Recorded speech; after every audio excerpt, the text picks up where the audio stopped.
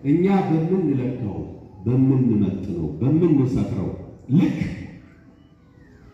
የበጎ አገልጋይ ምልክቶች አሉት፣ መገለጫዎች አሉት። ያው የበጎ አገልጋይ ስንል ይሄን ክፍለ ወንጌሉን መተርጉማኑ አንቀጸ መምህራን ላይ ያሉት አንቀጸ ካህናት ብለውታል።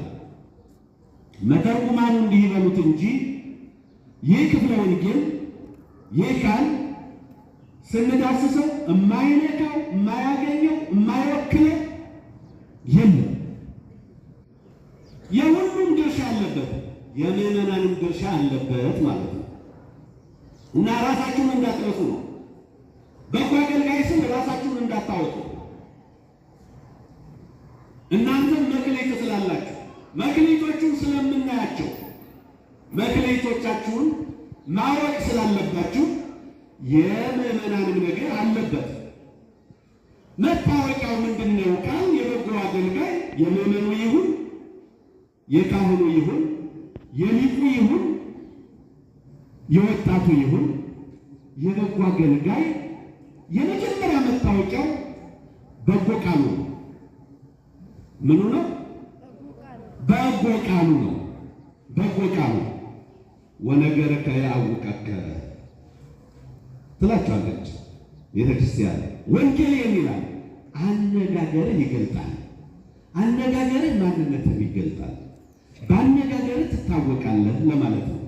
ወእንፍሬሆሙ ተአምርዎሙ ከፍሬያቸው ታውቋቸዋላችሁ ሲል ቅዱስ ጳውሎስ ፍሬ የከንፈር ፍሬ ቃል ነው ብሎታል። ቃል የከንፈር ፍሬ ነው ብሎ ይገልጣል።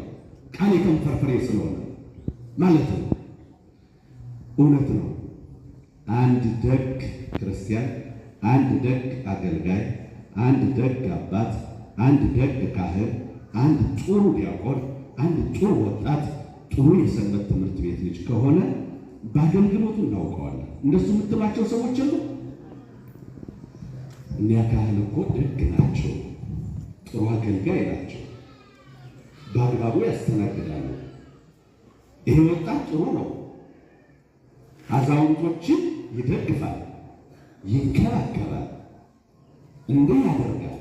የሚናገረው ቃል ያንጻል፣ ያስደስታል እምንላቸው አለ አይደል? እውነት እኮ ነው። በጎ ቃል የሚጠግነውን ያህል ማን ይጠግናል? የልብን ስብራት የሚጠግን ከበጎ ቃሎች ምን አለ? ምን አለ ወገኖቼ? የጻድቅ አንደበት የሕይወት ምንጭ ናት ይላል ጥበበኛው ሰሎሞን ምሳሌ 10:11 ላይ። የቸር የደግ የበጎ አገልጋይ አንደበት እውነት ነው የቆሰለውን ይፈውሳል፣ የተቆረጠውን ተስፋ ይቀጥላል። አይዞህ አይዞሽ ያልፋል። ይሄ ያልፋል እኮ ነገ ሌላ ቀን ትረሳዋለህ። በጎ ቀን ይመጣል፣ በጎ ሰው ታገኛለህ። ይሄን ቃላጠው ብዙ ማድረግ፣ ብዙ መስራት፣ ብዙ ማምረት የሚችሉ ጥቂት ነገር የተጋረደባቸው ተስፋ የሚሰጥ ቃል፣ ተስፋ የሚሰጥ ሰው፣ በጎ ሰው አጥተው ጨለማ ውስጥ የሚኖሩ ብዙ በጎዎች አሉ። ጥቂት ነገር የጋረደባቸው በጎዎች ተነስ የሚላቸው ያጡ እና በጎ ቃል ሲያገኙ፣ በጎ ሰው ሲያገኙ፣ በጎ አገልጋይ ሲያገኙ በጎ ቃል ከወደቁበት ያነሳቸዋል። የልብ ስብራታቸውን ይጠግናል። የደረቀውን ውስጣቸውን ያለመልመዋል። ተስፋቸውን ይመልሰዋል። ነገን ያሳያቸዋል። ቢያንስ እኮ ይሄ የሚያልፍ የሚቀር የሚደርቅ የሚቆረጥ ሕይወት ነው። የሚፈስ ቤት ነው። የሚገደብ ዕድሜ ነው። የማይገደብ ዕድሜ፣ የማያልፍ የማይቆረጥ ሕይወት፣ የማይፈርስ ቤት አለ። አይዞህ የሚለው ቃል ጸቃዋ መዓር ነገር ሰናይ ወማረ ኢሮን ፈውሰ ነፍስ ይላል። ይሄ ጥበበኛ ሰው ሰሎሞን ምሳሌ 16:24 ላይ ያማረ የለሰለሰ የበጎ ሰው አንደበት እንደ ማር ወለላ ነው። ለነፍስ ጣፋጭ ነው፣ ለአጥንትም ጤና ነው። አያችሁ? በጎ ቃል የማር ወለላ ነው፣ ለነፍስ ጣፋጭ ነው። ነፍስ በምን ትረካለች? በበጎ ቃል እኮ ነው የምትረካው። በበጎ ድምፅ ነው የምትረካው። እቺ ሕያዊት ነፍስ ጣፋጭ ነው አለንም ሲገልጠው፣ ለአጥንትም ጤና ሁለንተናዊ ነው ድህነቱ። ሞራሉ የተጠገነ ሕሊናው የዳነ አይምሮ የተፈወሰ ሰው በቁስለ ሥጋ አይተኛም። የአካል ጉድለት አይገድበውም ማለት ነው። እንደዚህ ይባላል። ሞራላቸው ያልታመነ የአካል ጉድለት ያለባቸው ድካመ ሥጋ ያለባቸው አንድ አካል የጎደለባቸው ሰዎች ግን የተጠገነ የዳነ ሞራል ያላቸው ሰዎች ብዙ መስራት የሚችሉ ማለት ነው። ምንም የማይገድባቸው ሰናይ ዜና ያስተፈስልበሰው በጎ ቃል የሰውን የተሰበረውን ያዘነውን ልብ ያስደስታል፣ ደስ ያሰኛል ማለት ነው። መጽሐፍት በማስተዋል ብናያቸው ራሳቸው እኮ መድኃኒቶች ናቸው። አንዱ መገለጫው ይሄ ነው ካለ ሲራክ እንዲህ ይላል ደግሞ ወኢትክልኦ ነቢበ ቃሉ ለዘይትናገር እስመ እምቃሉ ይታወቅ ጥበቢሁ ወትምህርቱ እምቃለ ልሳኑ። እያችሁት ከቃሉ የተነሳ ጥበቡ ይታወቃል። በምን እናውቀዋለን ያልኳችሁ? ደጉን አገልጋይ፣ በጎውን አገልጋይ፣ ታማኙን አገልጋይ፣ ቸሩን አገልጋይ በምን እናውቀዋለን ያልኳችሁ? አንዱ መታወቂያው ምንድን ነው ብያችኋለሁ? እየፈጩ ጥሬ ነው። አሁንም ዝም ካላችሁ እየቀዘቀሱ ነው ይሄ በቃሉ አይደል ያልኳችሁ? በቃሉ ከቃሉ የተነሳ ጥበቡ ይታወቃል። ትምህርቱን በአንደበቱ ከመናገር የተነሳ ይታወቃልና የሚናገረውን ሰው አትከልክለው። ሲራክ 4:23። ስለዚህ የበጎ አገልጋይ፣ የመልካም አገልጋይ፣ የቸር አገልጋይ መታወቂያው፣ መለያው፣ መገለጫው፣ የመጀመሪያው መገለጫው በጎ ቃሉ ነው። በጎ ቃሉ ሁለተኛውና ሌላው መገለጫው የበጎ አገልጋይ መገለጫው፣ የበጎ አገልጋይ ማረጋገጫው፣ መለያው በጎ ልቡ ነው። ምኑ ነው? በጎ ልቡ ነው። በጎ ልብ ደግሞ ወገኖቼ የሚታደሉት ነው። ልብ መዝገበ ቃላት ነው። አስበን ብንተው፣ አሰላስለን ብንተው፣ ብንናገር፣ በጎ ብንሰራ፣ ብናስተምር፣ ብናገለግል ከበጎ ልብ በወጣው ነው። ምንጩ በጎ ልብ ነው። መገኛው መወለጃው በጎ ልብ ነው እና የበጎ አገልጋይ መገለጫው፣ ማረጋገጫው፣ ሌላው ማረጋገጫው በጎ ልቡ ነው። በጎ ልብ የሚታደሉት ነው ካልኳችሁ፣ በጎ ልብ የሚታደሉት ብቻ አይደለም የሚለምኑትም ነው። ወገኖች የተዋህዶ ልጆች ከኔ ጋር ናችሁ? የሚለምኑትም ነው። ዕለቱ ሳምንቱ ወቅቱም የጥያቄ ነውና እስቲ ልጠይቃችሁ እንዲሁ እየተግባባን እንድንማማር ማለት ነው። በጎ አድርገኝ ብላችሁ ለምናችሁ ታውቃላችሁ? አባቶች እናንተ ሽበት ውበት ያላችሁ አረጋውያን በጎ አድርገኝ ብላችሁ ለምናችሁ ታውቃላችሁ? በጎ ልብ ስጠኝ ብላችሁ ለምናችሁ ታውቃላችሁ? ታውቃላችሁ እንደሱ? አይ እንዲያው ከእናንተ ጎን ያሉትን እግዚአብሔር በጎ እንዲያደርግላችሁ የዘወትር ጸሎታችሁ ነው። የሁሉም ሰው ፍላጎት ስለሆነ ወደ ትዳርም ስትገቡ ልጅም ሲመጣ እባክህ አምላኬ በጎ አድርግልኝ፣ ንጹሕ ልብ ስጥልኝ፣ ንጹሕ ልብ ያላት ሴት ስጠኝ ብላችሁ ለምናችሁ ታውቃላችሁ አይደል? እባክህ ልበ ንጹሕ ሴት ስጠኝ እባክህ ንጹሕ አድርጋት፣ ቅን አድርጋት፣ ታዛዥ አድርጋት ብላችሁ ትለምናላችሁ። እናቶቼ እህቶችም እንዲሁ እባክህ ልቡን ንጹሕ አድርግልኝ፣ እባክህ ንጹሕ ሰው ስጠኝ፣ እባክህ ትዳሬን ባርክልኝ ብላችሁ ትለምናላችሁ። እኔን ንጹሕ አድርግልኝ ብላችሁ ታውቃላችሁ? ንጹሕ ልብ ስጠን ብላችሁ ለምናችሁ ታውቃላችሁ? የጎደልነው የት ነው ይመስላችኋል? ከራሳችሁ ጋር እንድትሆኑ ነው የምፈልገው። እኛ ሁል ጊዜ ጠባቂዎች ሆነን አሻግረን አይተን ወደ ሰው ጠቁመን ሰው እንዲያደርግልን ብቻ። ይሄ የክርስትና ጠባይም አይደለም። ማን አስተምሮ? መምህራችን እኮ እንደሱ አይደለም። መምህረ ትሕትናው ኢየሱስ ክርስቶስ፣ አሁን በወንጌል ያየነው የገለጥነው ባለጠጋው ክርስቶስ እንደሱ አይደለም። አድርጉልኝ የሚሉ መምህራን አላስተማሩንም። መምህረ ትሕትናው ኢየሱስ ክርስቶስም አድርጉልኝ አይደለም እኮ ያለው። የክርስትና ጠባይ እንደሱ አይደለም። እኔን በጎ አድርገኝ። እናንተ በጎ ስትሆኑ ትዳራችሁ በጎ ነው። እናንተ በጎ ስትሆኑ አጋሮቻችሁ በጎዎች ናቸው። እናንተ በጎ ስትሆኑ ልጆቻችሁ በጎዎች ናቸው። እናንተ በጎ ስትሆኑ ባልንጀሮቻችሁ በጎዎች ናቸው።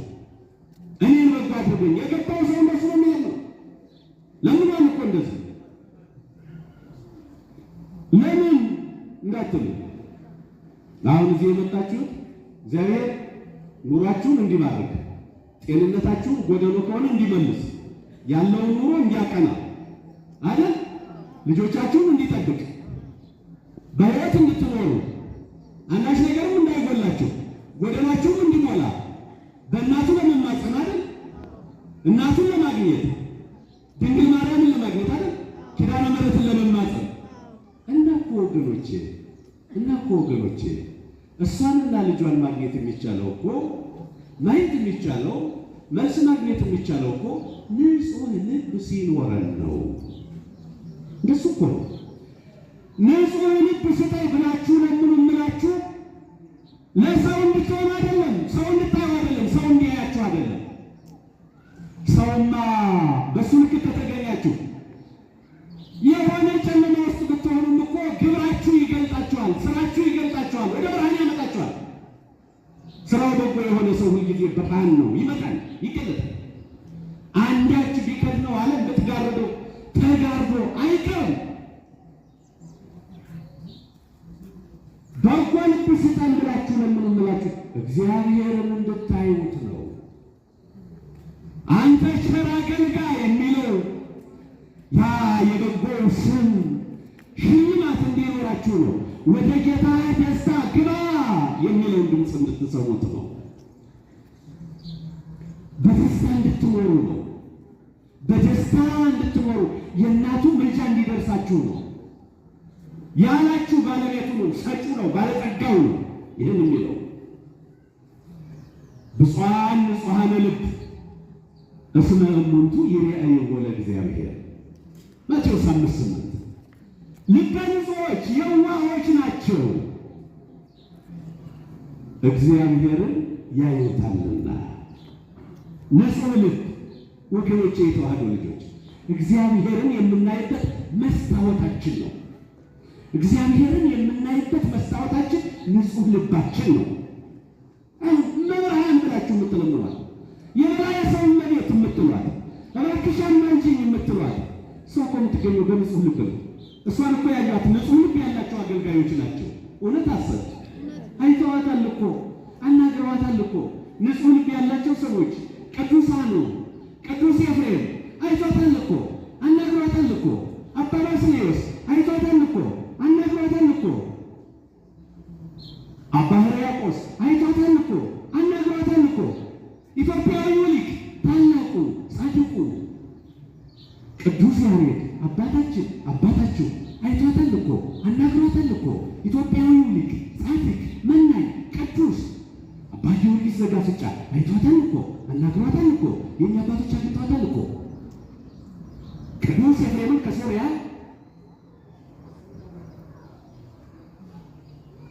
ጠራችሁ አይደል የሚለው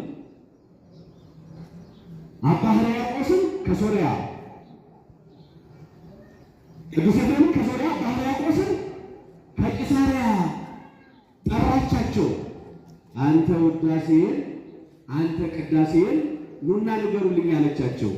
ቅዱስ ያሬድ ኢትዮጵያዊው አንተ ውዳሴን ንገረው፣ አንተ ቅዳሴን ንገረው፣ እሱ በዜማ ያድርሰው አለቻቸው።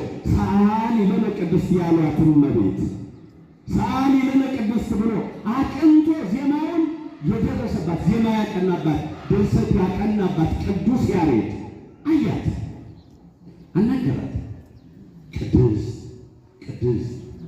ቅድስት ማርያም መንበረ ጸባዖት ዘአርያም ያላት አባ ጊዮርጊስ አያት። ነይ ብሎ የጠራት አያት። ንጹሕ ልብ ስላለው አያት። ንጹሕ ልብ ሲኖራቸው እንደዚህ አለ። ነይ እናቴ መከራዬን አርቂ፣ ነይ እናቴ በደሌን አርቂ፣ ነይ እናቴ ወደሎዬን ሙይ ብትሏት ያ በዶኪማስ ቤት የተደረገው ረድኤቷ እናትነቷ ፊት የማያስመልሰው አንገት የማያስቀንሰው የእናትነት ፍቅሯ ይሆናል እኮ እናት አይደለች? ፍቅሯ አይደል የሳባቸው? ያው ደግሞ የማይጠገብ ፍቅር። ከእናት በላይ ምን አለ? ከእናት በላይ ፍቅር የሚሰጠው አለ እንዴ? ሰደል ይሰበል የሰበሰበ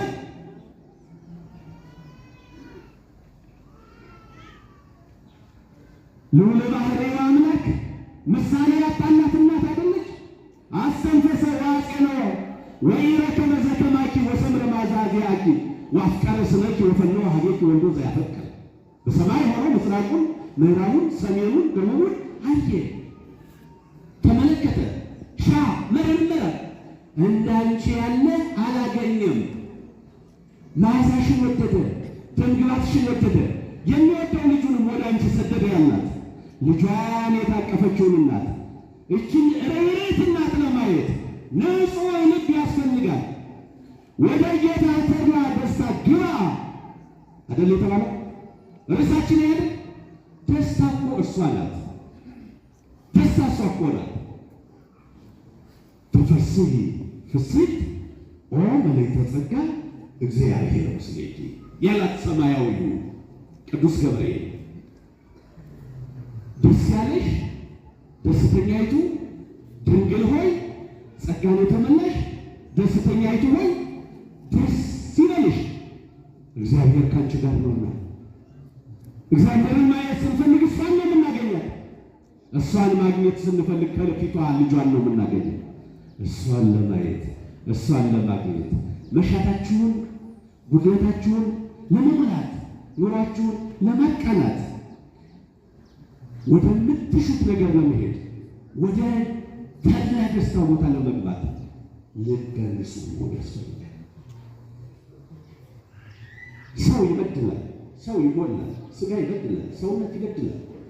በድሎ የተመለሰው በደሉ የገባው ቅድም መጀመሪያ ሲናገሩ የነበሩት አባት መምህር ሲነግሯቸው እንደነበረው በደሉ ገብቶት ጉድለቱ ገብቶት ጠማማ ልቡ እንዳጎደለው ተሰምቶት የተመለሰው አገልጋይ ንጉሥ ቅዱስ የአእላፈ እስራኤል ንጉሥ የእስራኤል ቅዱስ እግዚአብሔር የእስራኤል ቅዱስ ነው። እግዚአብሔር የእስራኤል ቅዱስ እግዚአብሔር እንደ ልቤ አገኘሁት ያለው ቅዱስ ዳዊት ከበደል በኋላ ልበ ንጹሕ ፍጠር ሊተ እግዚኦ፣ አቤቱ አምላኬ ሆይ አቤቱ ጌታዬ ሆይ ንጹሕ ልብ ፍጠርልኝ ብሎ አይደል የለመነው? ንጹሕ ልብ ፍጠርልኝ፣ እግዚአብሔርን ለማየት ንጹሕ ልብ ፍጠርልኝ፣ ከዚህ ዓለም በደል ለመራቅ ንጹሕ ልብ ፍጠርልኝ፣ በተድላ ደስታ ለመኖር ንጹሕ ልብ ፍጠርልኝ፣ በማያልፈው ዓለም ለመክበር ንጹሕ ልብ ፍጠርልኝ። እግዚአብሔርን የሚያይ ልብ ያለው ቸር አገልጋይ የሚገለጥበት አንዱ እሱ ስለሆነ ነው። የበጎ ነገር ሁሉ ምንጭ ነው የምንለው ልብ ነው ያለው። ለዚህ በጎ የቱ ነው ያለው? በጎ አገልግሎት፣ በጎ ምግባር ነው። በጎ ምግባር ደግሞ በጎ አገልግሎት ስለሆነ ነው። እና እግዚአብሔርን ለማየት ቅድስት ድንግል እናቱን ለማየት ኪዳነ ምሕረትን ለማግኘት ተስፋችሁን ለመሙላት ንጹሕ ልብ ይፍጠርላችሁ። እሱም ባለቤቱ የቸርነቱ ባለቤት ባለጠጋው ጌታ፣ ሰጩ ጌታ፣ ሸላሚው ጌታ፣ ወደ ደስታ ግባ የሚለው ጌታ፣ ሰጥቶ የማያልቅበት ጌታ፣ በስጦታ የሚደሰተው ጌታ፣ በመስጠት የሚደሰተው ጌታ እንዲህ ይላል በቅዱስ ወንጌል ኄር ብእሲ እምሰናይት መዝገበ ልቡ ያወፃ ለሰናይት። ማቴዎስ 12:35 ነው። በጎ ሰው ከበጎ ልቡናው በጎ ነገርን አውጥቶ ይናገራል። ምን ይላል? በጎ ሰው ከበጎ ልቡናው በጎ ነገርን አውጥቶ ይናገራል። እግዚአብሔር በጎ ልብ ይስጥ። እግዚአብሔር በጎዎች ያድርገን።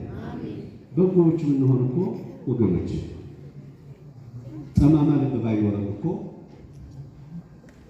ይሄ ሁሉ ጉድለት፣ ይሄ ሁሉ ስህተት፣ ይሄ ሁሉ ስደት፣ ይሄ ሁሉ ሞት፣ ይሄ ሁሉ ስቃይ በእግዚአብሔር ሕዝብ ላይ በዓለም ላይ በእግዚአብሔር መቅደስ ላይ ሲደርስ ባላየን ይሄን ሁሉ ያደረገን ጠማማ ልብ አይደል? ይለኮትልን ጠማማ ልብ ኖረ። የአንዱ ሀገር መሪ የሌላውን ሀገር መሪ አያምነውም። መተማመን ጠፋ። ቅንነት ስለሌለ፣ ቅን ልብ ስለሌለ፣ በጎ ልብ ስለሌለ ለሀገሩ የሚታመን በጎ ልብ ያለው መሪ ቢኖር፣ ለዓለም የሚታመኑ ኃያላን የምንላቸው መሪዎች ቢኖሩ፣ ይህ ሁሉ ምስቅልቅል፣ ይህ ሁሉ ችግር ህዝብ በችግር እንዲጠበስ የሚያደርግ ህዝብ እንዲሰደድ፣ እንዲዋረድ፣ እንዲታረድ ሐይቅ ውስጥ እየወደቀ እንዲቀር የሚያደርግ መከራ እኮ አይመጣብንም ነበር። የቅንነት የንጹሕ ልብ ጉድለት ነው። የጠማማ ልብ ውጤት ነው። እግዚአብሔር ልባችንን ያድርግ። ቅን ልብ፣ ንጹሕ ልብ ካለ እሱ ነው። ገብርኤል ቸር ማለት እሱ ነው። ቸር፣ ደግ፣ ለጋስ፣ እጀ ሰፊ፣ አዳይ፣ አሳላፊ፣ አልባሽ፣ አጉራሽ፣ ርኅሩህ፣ የታመነ፣ የተመሰገነ፣ ስራውና ልቡ የቀና የተከናወነ፣ ክቡር፣ ምስጉን፣ ምሩቅ፣ ቅዱስ፣ ጻድቅ፣ ቸር ብእሲ እግዚአብሔር እሱ ነው።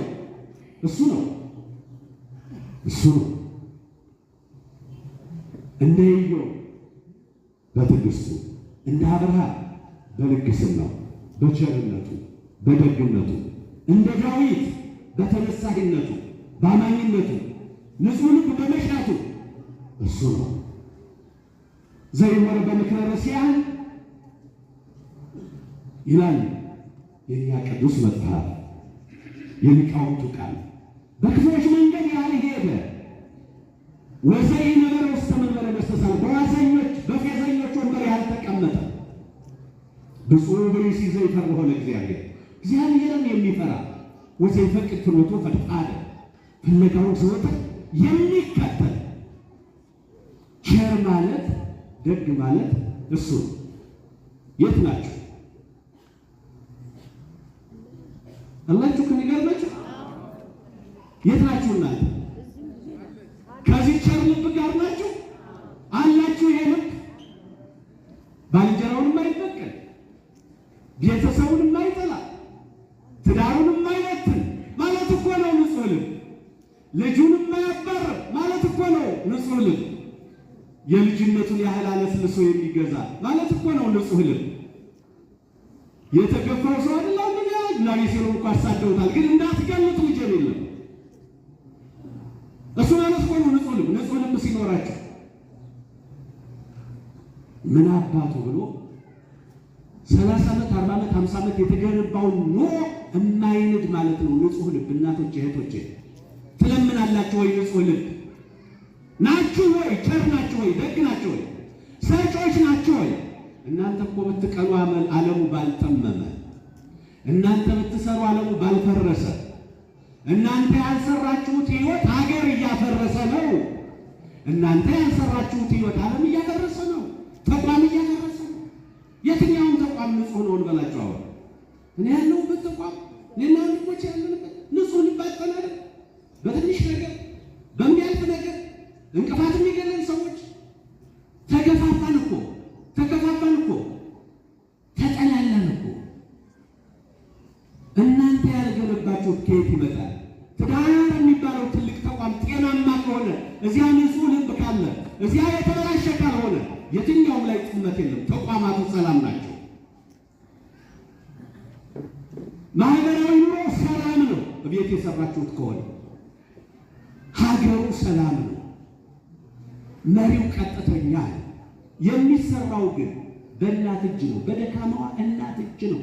እንዲህ ቁረስ፣ እንዲህ ጉረስ፣ እንዲህ ልበስ፣ እንዲህ አትናገር፣ እንዲህ ተናገር፣ እንዲህ ዋል፣ እንዲህ አትዋል፣ እንዲህ ሂድ፣ እንዲህ አትሂድ። የሥነ ምግባር መምህር የምትባለው እናት ናት። መምህራኑማ ደቂቃዎች ነው የሚቆዩት። መምህራኑ አቅጣጫ ይጠቁማሉ። መምህራኑ ከመጽሐፍ ጋር ያገናኛሉ። መምህራኑ የጥናት ዘዴ የጥናት በር ይከፍታሉ። የምርምር መልክ ያሳያሉ እንጂ የሥነ ምግባር መምህሯማ እናት ናት። የሥርዓት መምህርና አባት ነው። ያ የሥነ ምግባር መርሆ የሆነው አባት ያቺ ምግባር የምትቀርጽ እናት እንዴት ትገኛለች? እቺ ደግ እናት ካላችሁ ንጹህ ልብ ሲኖራት ተበቃይ ሳትሆን ትዳሯን የማትበቀል ልጆቿን የማትገድል ስትሆን፣ ትዳሯን ከተበቀለች ልጆቿን ትገድላለች። ንጹህ ልብ ይኖራችሁ የምንለው ለዚህ ነው። ዘር እንዳታጠፉ ነው። ትውልድ እንዳታጠፉ ነው። እግዚአብሔር ያደርግላችሁ። ቁጣ በዛውባችሁ ይሆን? አዎ እንግዲህ ቀኑ የስብከት አይደለም የትምህርት ነው። እኔም እንዳቆላመጣችሁ አልፈልግም። እንዲሁ አንዳንዴ ወጣቶቹ ሲመጡ ዘምረው ምሳሌ ተናግረው ማሳሰቀው ያቆላምጧቸው። እኛ አባቶች ነው ከሆነ እውነት እንንገራቸው። እግዚአብሔርን እውነት ይግለጥላችሁ። አዎ እዚህ ያሉት ሊቅ አባት ሲነግሯችሁ እንደዚህ ስሟቸው። ሁለንተናዊ ናቸው። ማህሌታዊ ናቸው። ባለቅኔ ናቸው። መተርጉም ናቸው። ዝም ብለው ችላ ካላሉ ሁለንተናዊ ናቸው። እና አባቶቻችሁን የነግሯችሁ እውነት ነው። ምናልባት እኛ ላይ ጉድለት ታዩ ይሆን? የእናንተ ልብ ንጹህ ነው። እውነት ነው። የእኛ ልብ ንጹህ ቢሆን አሁን እናንተ በምታዩት ልክ ጉድፍ አይኖረንም። እና ጸልዩልን እንጂ ጸለያችሁብን እኮ ጉድለታችሁ አይሞላም። ቤተክርስቲያን ጠባይዋ እንደዚያ ነው። ለልመና የተገናኛችሁባት እናት እቺ ቅድስት እናት እቺ ቅድስት ቤተክርስቲያን ጠባይዋ እንደዚያ ነው። ለሀገር መሪ፣ ለዓለሙ መሪዎች፣ ለዓለሙ ሕዝቦች፣ ለስነ ፍጥረቱ ጭምር፣ ለነፋሱ፣ ለዝናቡ፣ ለእጽዋቱ፣ ለአዝርዕቱ፣ ለአትክልቱ ሁሉ የምትለምንናት እና ራሳችሁ ሆናችሁ ንጹህ ልብ ፍጠርልኝ ብላችሁ ለምኑ። እግዚአብሔር ንጹህ ልብ ያድላችሁ። ክፉ ልብ የሚያመነጨው ክፋት ነው፣ ሀኬት ነው፣ ጥመት ነው፣ አርሳታው የሚባሉትን ነው። ጥላቻ፣ የጥላቻ ጥግ ነው አሁን የምናየው ማለት ነው። አሁን ዓለም ላይ የምናየው፣ አሁን ሀገራችን ላይ የምናየው፣ አሁን ጉርብትናችን ላይ የምናየው፣ አሁን ማህበራዊ ኑሯችን ላይ የምናየው፣ አሁን አብሮ አደግነታችን ላይ የምናየው፣ አሁን ተቋሞቻችን ላይ የምናየው፣ የኛ ተቋም እንኳን የሥነ ምግባር ትምህርት ቤቱ ላይ የምናየው የዚያ ውጤት ነውና እግዚአብሔር በጎ ልብ ያድለን። በጎ ልብ ሲኖረን እንድናገለግለው ልናየው የምንፈልገውን ወደ ጌታ ተድላ ደስታ ግባ የሚለውን ቸር አምላክ እሱን ነው የምናገለግለው። አገልጋዮች ነን። የምናመሰግነው የምንዘምረው ካህናቱ ሌሊት እንቅልፍ አጥተው ቀን ውሃ ተጠምተው የሚያገለግሉት እናንተ አስራት አውጥታችሁ በኩራት አምጥታችሁ ባልተመቸ ቦታ ብላችሁ ቅዝቃዜውን ሳይሆን ችላችሁ የምታገለግሉት የምታስቀድሱት ሰሚ ያለን ብለን ነው። ሰሚ ያለን መልስ የሚሰጠናለን ቸር አባት አለን። የምናየው የምንጠብቀው የሚሸልመን ሲጠላን የማይጠላን፣ ዓለም ስትጠላን የማይጠላን፣ ዓለም ብትመረረን የማይመረረን አባት አለን ብለን ዓለም እኮ ትመረራቸዋለች። አይኔስ እግዚአብሔር ይመስገን ልጆች አሉኝ አይመረሩኝም ትሉ ይሆናል። ስላላያችሁት ቆስላችሁ ስታዩት ይመረራቸዋል። ያ የሚያምረው ውበታችሁ ረግፎ ተበላሽቶ ሲያገኘው ይመረራቸዋል። ፊቱን ይመልስባቸዋል፣ አይኑን ይሸፍንባቸዋል፣ አፍንጫውን ያፍንባቸዋል።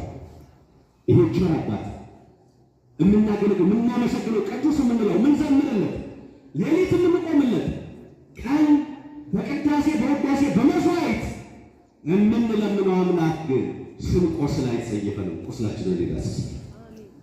ስንወድቅ አይተወንም፣ ተነስ ልጄ ብሎ ያነሳል።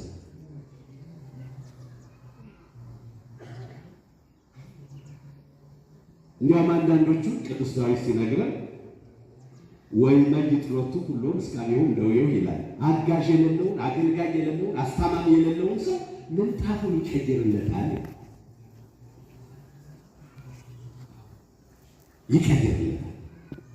እንደዚያ ነው። አስታማሚ የሌላቸው ሰዎች 10 ዓመት 15 ዓመት አንድ አልጋ ላይ በአንድ ምንጣፍ ተኝተው ልብስ ሳንቀይርላቸው ጠረናቸው የማይቀይር ጽጌረዳ የሚሸቱ አባቶች አሉ። እግዚአብሔር ስለሚረዳቸው ብዙ ተንከባካቢ ያላቸው ደግሞ ለማየት ለመጠጋት የሚያስቸግሯል። እማየም ብትሆን ያቺ ያቀፈችው 3 ዓመት ያጠባችው የተንከባከበችው ደሟን ያሰጠችው እየቆሸሸች አጸዳችው፣ እየተራበች አበላችው፣ እየተጠማች አጠጣችው፣ እየጎሰቆለች አጸዳችው፣ እየጎደለች ሞላችው። አዋያችሁ እየከሳች አወፈረችው። እናትም እንኳን ብትሆን ያ ያቀፈችበት ያጠባችበት አካሏ ቆስሎ ተበላሽቶ ሳይ ይሽድ ያንን ቁስል የማይተው በክፉ ቀን የማይተው ቸር አባት አለን ብለን የምናመሰግነው ግን የምንዘምርለት ግን የምንቀድሰው ግን መስዋዕት የምናቀርብለት ግን ጎሎበት ልንሞላለት፣ ጠሞበት ልናቀናለት፣ የወደቀ ኖሮ ልናነሳለት አይደለም። የፈጠረን ለዚህ ስለሆነ ለዓላማ መኖር ስላለብን ስሙን ለመቀደስ ክብሩን ለመውረስ ስለፈጠረን እንጂ ብናመሰግን የምንመሰግነው እኛ ነን፣ ብናከብረው የምንከብረው እኛ ነን፣ ብንቀድሰው የምንቀደሰው እኛ ነን፣ መስዋዕት ብናቀርብለት የምንትለው የምንከብረው እኛ ነን። እሱማ ቀደስ አይልም፣ ቅዱስ ነው። ቅዱስ ባህሪ ይከብርም አይልም፣ ክቡር ነው። በባህሪው ክቡር ነው። እሱም ብሏል፣ ባለቤቱ ነግሮናል። ወልደ እጓለ እመሕያውሰ ይመጻ ከመ ይትለአክዎ አላ ከመ ይትለአክ። ወልደ እጓለ እመሕያው ክርስቶስ የሰው ልጅ ሊያገለግል እንጂ ሊያገለግሉት አልመጣም። ወደዚህ ዓለም ሲመጣ እንዲከብር አይደለም የመጣው፣ እንዲያከብረን ነው፣ እንዲያመሰግነን ነው፣ እንዲያስመሰግነን ነው። ከጠፋንበት መልሶ ርስቱን ሊያወርሰን ነው፣ ወደ ገነት ሊመልሰን ነው፣ በቀኙ ሊያቆመን ነው፣ ጠላታችንን ሊያስርልን ነው። ታስሯል። ጠላታችንን ለማሰር ታስሯል። ከወደቅንበት ለማንሳት ወድቋል። ከጠፋንበት ለመመለስ ተሰዷል። በረሃ ለመናት ተንከራቷል። ይህ ቅዱስ ኃይል ቅዱስ ነው። ክብርና ምስጋና ይግባው። በዚህ ልክ ራሳችንን ካየነው አገልግሎቱ በመክሊቱ ልክ ነው። ቅድም ባየናቸው በመክሊቱ ልክ 5 የተሰጠዋል፣ 2 የተሰጠዋል፣ 1 የተሰጠዋል።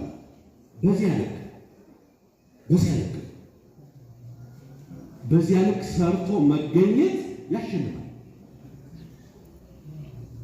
5ቱን 10 ማድረግ ያሸንፋል። ወደ ጌታ ደስታ ግባ ያሰኛል።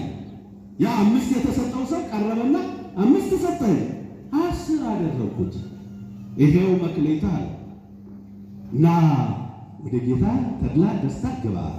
ጌታ ተድላ ደስታ ወደ ግባ ባለ 2ቱ መጣ እንዲሁ አለ፣ ወደ ጌታ ደስታ ግባ አለ።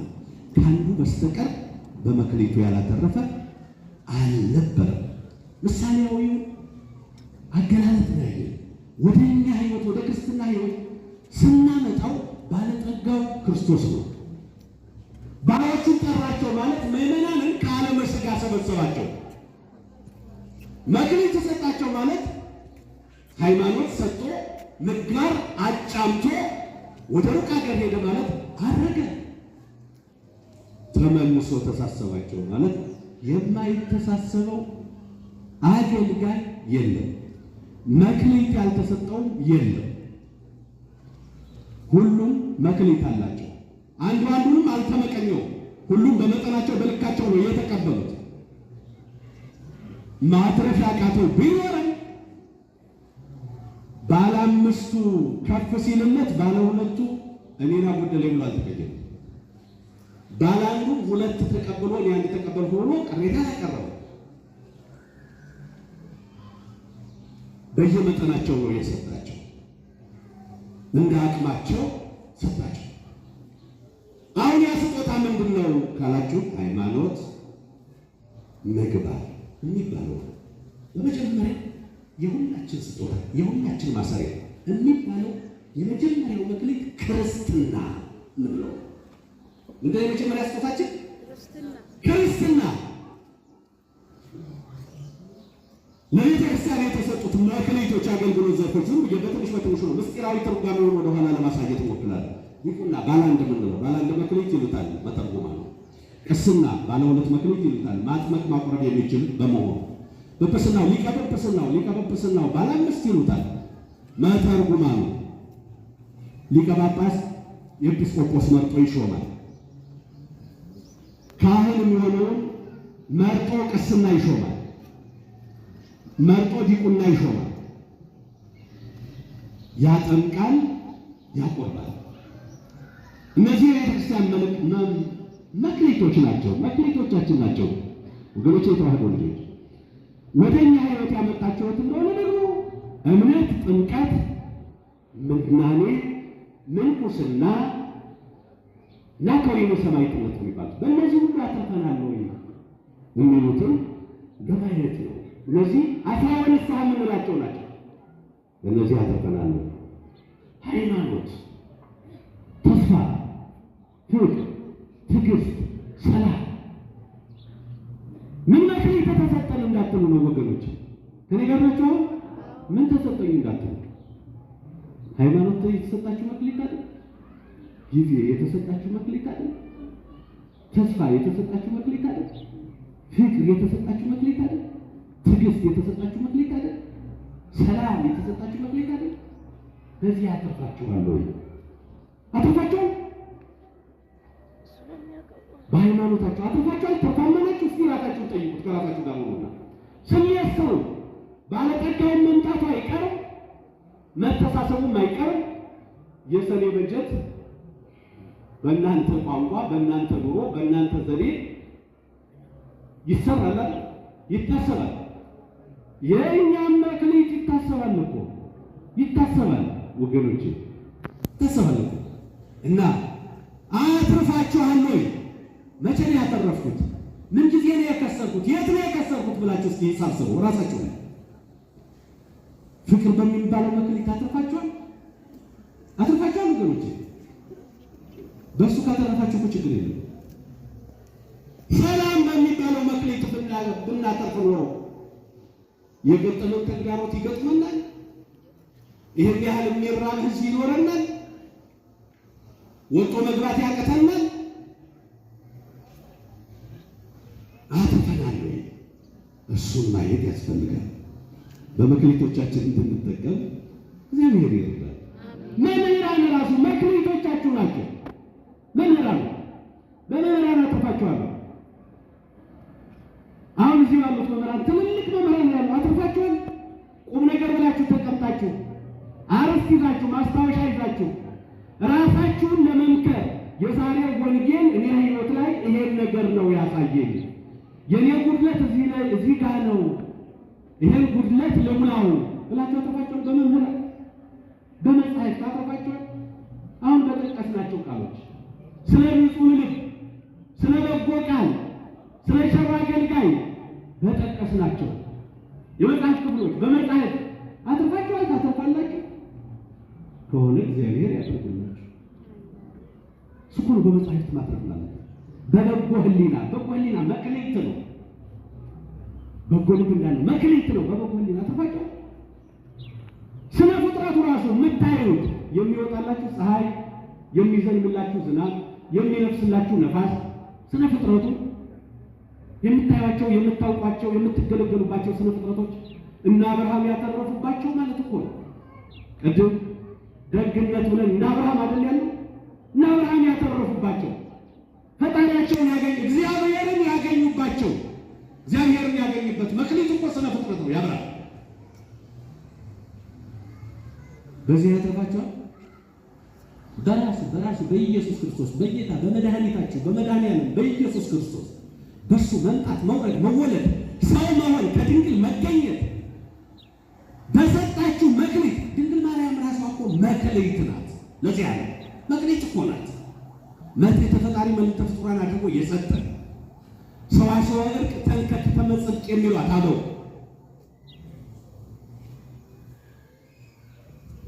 የጽድቅ መሸጋገሪያ የዕርቅ መሰላል ያሏት አበው አትረፋቸዋለሁ። ይመስል አትረፈና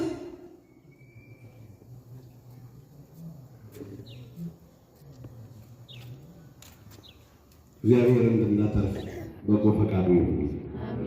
አምስቱ ምክንያት አምስቱ የምትሄዱ መጻሕፍት ይላል። አምስቱ የሕግጋት መጻሕፍት ይላል። ባለ አምስት ሙሴ ይሉታል። ሙሴ ብለው ነቢያት ለማለት ነው። ነቢያትን ባለ አምስት ይሏቸዋል። ለምን ካላችሁ ነቢያት ባለ አምስት የተባሉበት ምክንያት ሙሴ ባለ አምስት የተባለበት ምክንያት በእነዚህ በአምስቱ ሕግጋት በአምስቱ የሕግጋት መጻሕፍት ያሉትን አስርቱን ትእዛዛት ይዞ መገኘቱ። ነቢያት ባለ አምስት ናቸው። 10 አተረፉ የምንላቸው 10ን ሕግጋት ይዘው መገኘታቸው።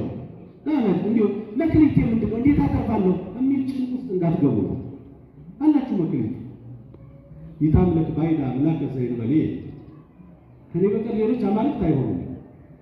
ይትጸውሱ በእግዚአብሔር በከንቱ የእግዚአብሔር አምላክን ስም በከንቱ አትጥራ፣ አትግደል፣ አትስረቅ፣ የሰንበትን ታከብረው ዘንድ አስብ፣ አታመንዝር፣ የባልንጀራህን ነገር አትንካበት፣ አትማ። እነዚህ ናቸው እኮ በእጃችሁ ያሉ የምታደርጓቸው ልታደርጓቸው የምትችሉ በንጹህ ልቡና የምትፈጽሟቸው ለተድላ ደስታ የሚዳርጓቸው ለሽልማት የሚያበቋቸው 10ቱ ሕግጋት።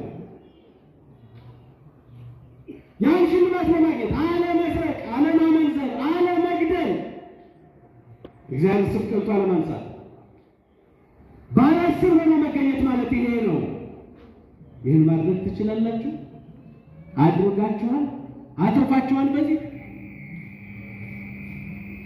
አምስቱ አዕማደ ምስጢር አምስቱ የስሜት ሕዋሳት ምንላቸው ናቸው?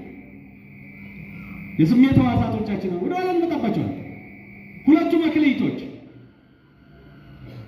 ሃይማኖትና ምግባር፣ ፍቅረ እግዚአብሔርና ፍቅረ ቢጽ፣ ብሉይና ሐዲስ፣ ኦሪትና ወንጌል፣ መስቀልና ድንግል ማርያም።